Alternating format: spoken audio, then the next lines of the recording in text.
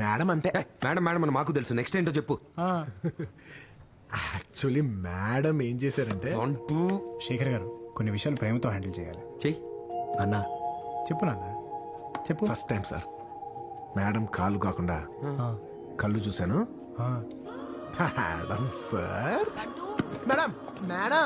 అబ్బా మేడం, ఈడి మేడం మండిపోను. శేఖర్ గారు ప్రేమతో చేయాలండి ఇది చేసిన. వాడు ప్రేమిస్తున్నాడు చాలదు.